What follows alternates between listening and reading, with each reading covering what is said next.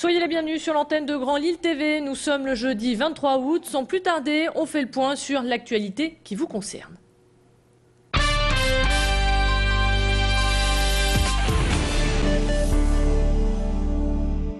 Qui n'a jamais rêvé de gagner au loto ou à un tirage au sort? Il y a quelques jours, Aimé Lehmann, un Lomois de 67 ans, a cru que la chance avait tourné en sa faveur.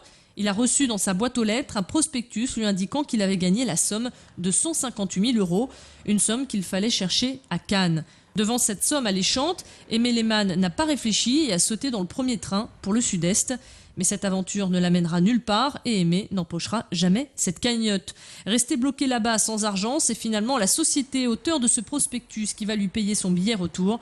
Pour Gisèle Loison, sa voisine, Aimé est la victime d'une publicité mensongère. Sa vie a toujours cru un jour qu'il aurait été millionnaire. Alors, ce bout de papier-là, il y a cru. C'est écrit en gros caractères, c'est lui l'euro gagnant. Et puis il dit, ouais, ce serait pour toi le chèque tiré, tu viendras avec moi. Alors, il était vraiment persuadé qu'il avait gagné. Alors, parce que c'est vrai que c'est écrit en gros caractères, mais il y a des petits paragraphes que les gens ne lisent pas. Hein. Les Prés du M, victimes de son succès, la canicule de la semaine dernière a poussé les vacanciers du Nord à se désaltérer au bord de la plage. En 2 jours seulement, 7000 personnes ont piqué une tête pour se rafraîchir.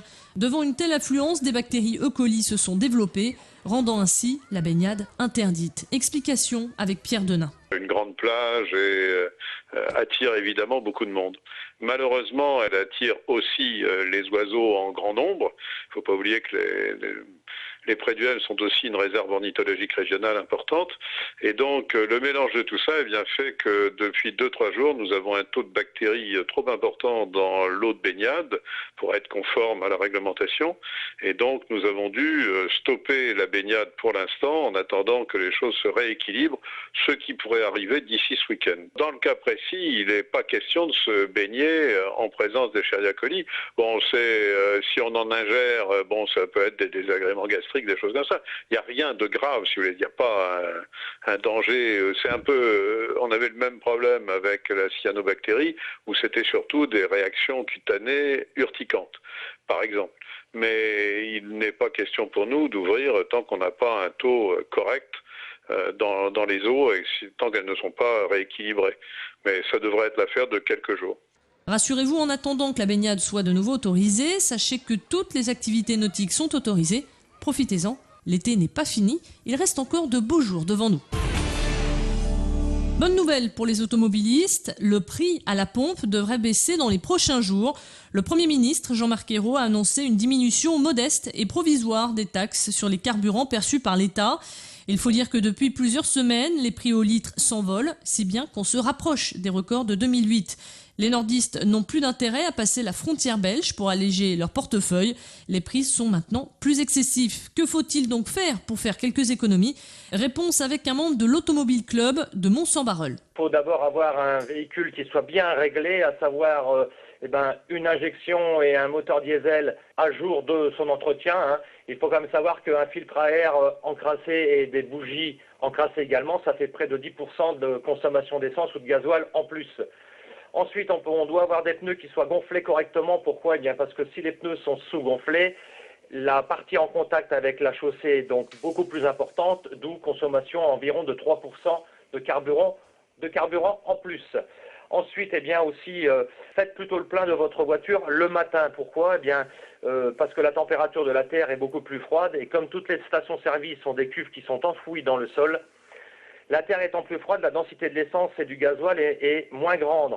Si vous faites le plein l'après-midi ou en soirée, votre litre n'équivaut donc pas à 1 litre exactement, vous voyez. Ensuite, bien évidemment, utilisez la clim avec modération quand même, parce que ça fait consommer 15% en plus. À première vue, on pourrait croire à une petite charrette. En regardant d'un peu plus près, on s'aperçoit que ce cheval de trait a pour mission de nettoyer la ville. Nous sommes à Lambersart. Cette commune a choisi de tester pendant 6 semaines un nouveau mode de récupération de ses poubelles publiques, en remplaçant ces camions poubelles bruyants et polluants par ce camion poubelle écolo tiré par un cheval de trait. 2 fois par semaine, cette équidé a traversé la ville pour ramasser les poubelles publiques. Une opération qui a eu un grand succès auprès du grand public comme auprès des agents de la commune. C'est une super expérience. Les gens s'arrêtent, ils nous interrogent si ça va super bien. On n'est pas embêté avec la circulation des véhicules. Au contraire, les gens avec leurs véhicules, ils sont plus intensifs par rapport à un camion. Alors ramasser la poubelle avec un véhicule, c'est pas évident quand les gros axes ça vient de Dunkerque. Et avec un cheval, ça va mieux et en plus, on va plus vite. Ville propre et respectueuse de l'environnement, Lambersart a choisi un mode de transport séduisant pour le ramassage et le transport de ses déchets. Une expérience qui n'a que de bons côtés. Ça nous permet de tourner dans la ville, dans les endroits où il y a le plus soit de malpropreté, soit de densité de déchets.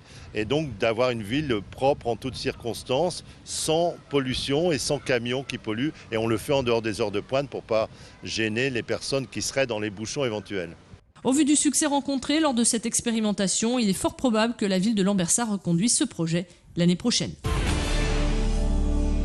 C'est ainsi que s'achève cette édition. Merci de l'avoir suivi. Sachez que toutes les vidéos sont bien sûr à retrouver sur notre site internet au www.grandlille.tv. Excellente journée.